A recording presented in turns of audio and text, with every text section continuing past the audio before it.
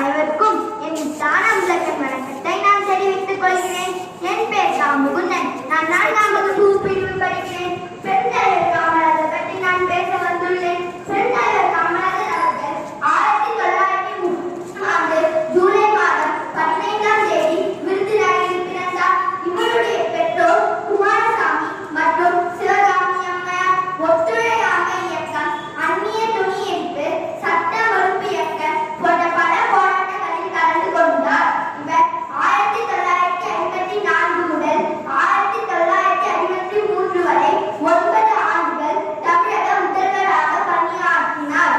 கற்கை நன்றே கற்கை நன்றே பிச்சை புகினும் கற்கை நன்றே, கற்கை நன்றே கற்கை நன்றே பிச்சை புகினும் கற்கை நன்றே என்று ஔவையார் கூறினார்.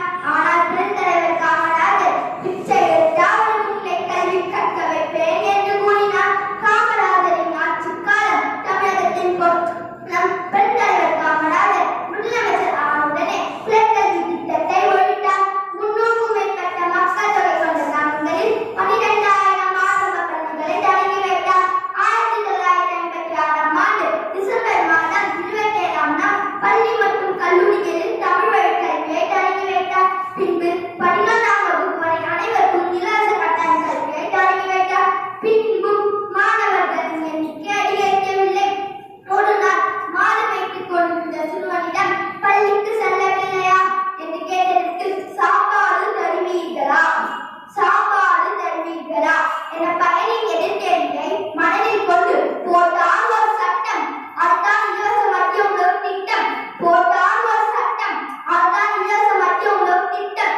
1954இல் வெறும் 10 நூலகம் தான் இருந்தது. ஆனால் 1964இல் கிட்டத்தட்ட 700 நூலகமாக மாறிவிட்டது. வெட்டி கட்டிய தமிழனாலும் சாதனை படைக்க முடியும் என்று அடையாளமாக விளங்கினார் பெருந்தலைவர் காமராஜர்.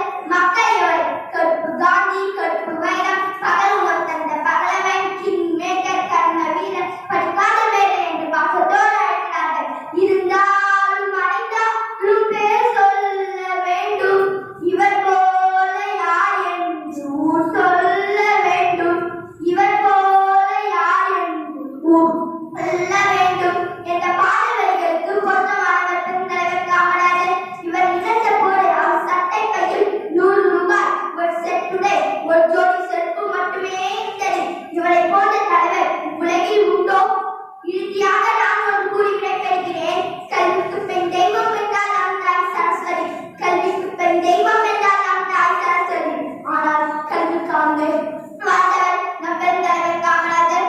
கல்விக்கான தெய்வமாக வாழ்ந்தவர் பெருந்தலைவர் காமராஜர். வாய்ப்பு கொடுத்ததற்கு நன்றி, வணக்கம்.